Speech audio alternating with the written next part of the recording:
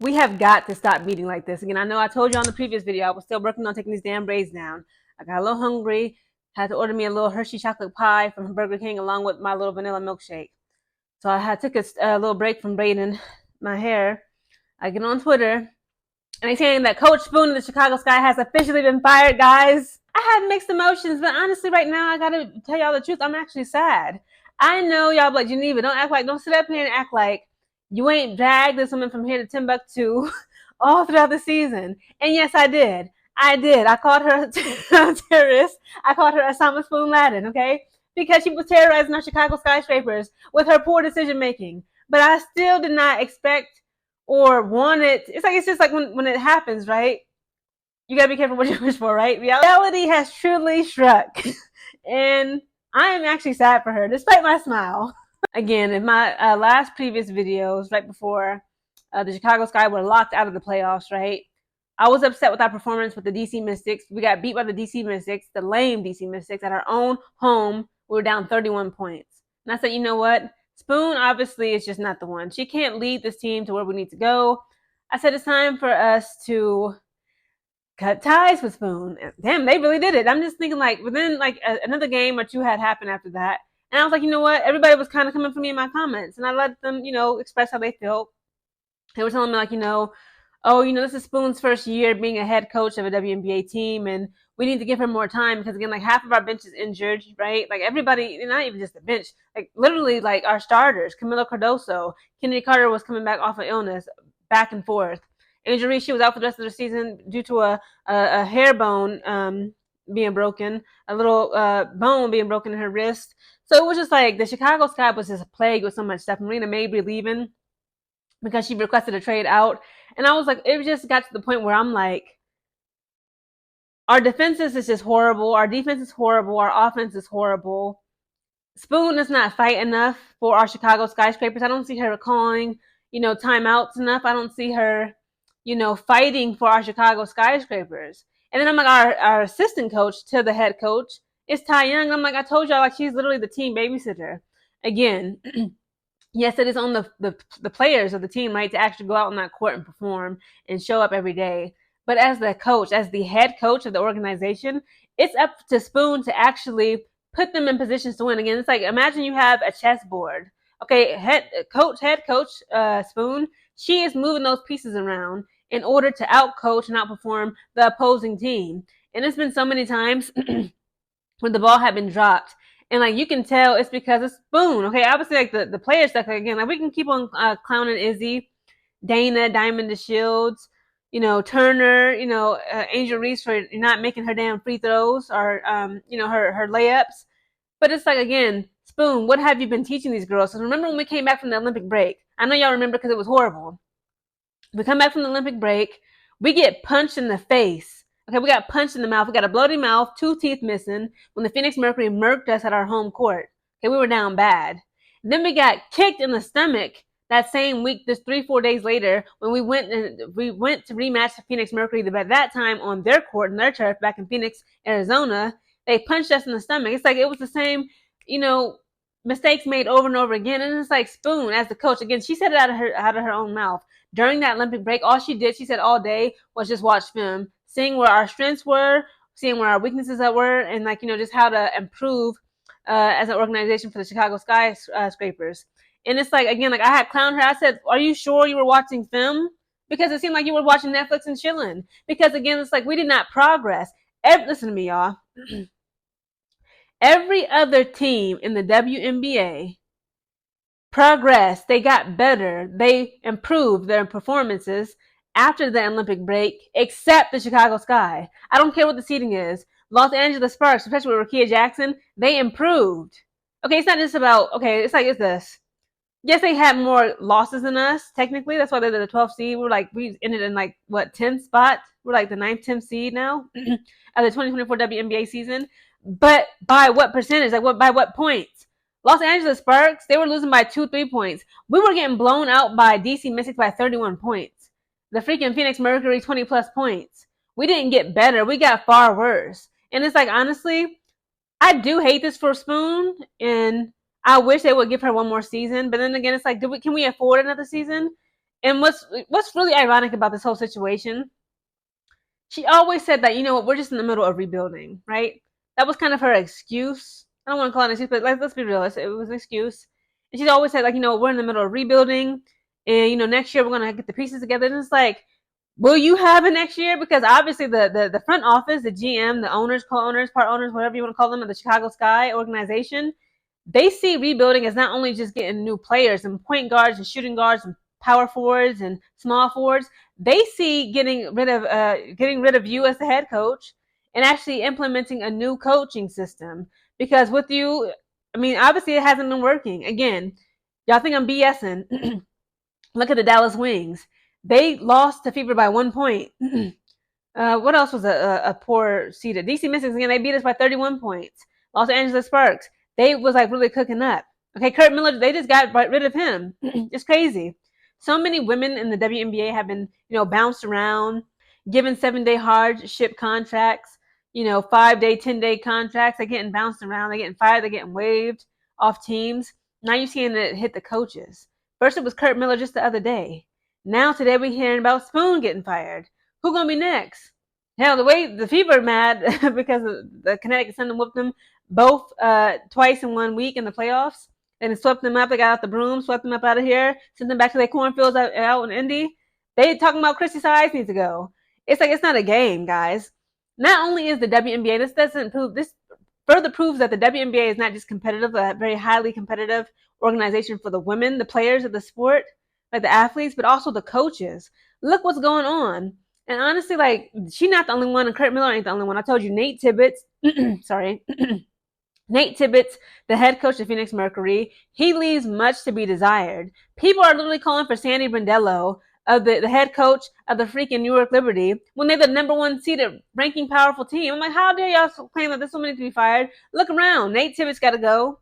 Okay. Spoon, I always said she got to go, but I was like, you know, I'm willing to give her one more chance, one more season, but for whatever reason, they saying like no. Okay, people saying Chrissy Sides got to go. People saying Noelle Quinn of the Seattle Storm, and honestly, I like her too. But again, this ain't about no, you know, liking their personality. They have good intentions. This is about proving your worth and your value and being a valuable asset and not a liability to these ladies when it comes to running their franchise as the head coach and coaching them. And this is about, again, putting them in positions of power to where they can actually be a fierce and feared competitor for that championship. Hell, Becky Hammon may be getting fired, guys, for allegedly discriminating against Erica Hammond when she was pregnant. Like, again, like, this is not a joke. Like, look, again, the WNBA is so unpredictable. They got these girls walking on eggshells. If you miss a couple free throws, either you might get traded or you gone. Alyssa Smith, they've been screaming free Alyssa on the Indiana Fever. Again, I just did 2 previous videos on her. Check it out. She just saying like she getting rid of, like, she walking away from Fever, but really I think it's Fever getting rid of her. But we're just gonna have to see if she actually has enough trade value in order for her to actually request, you know, a good enough trade.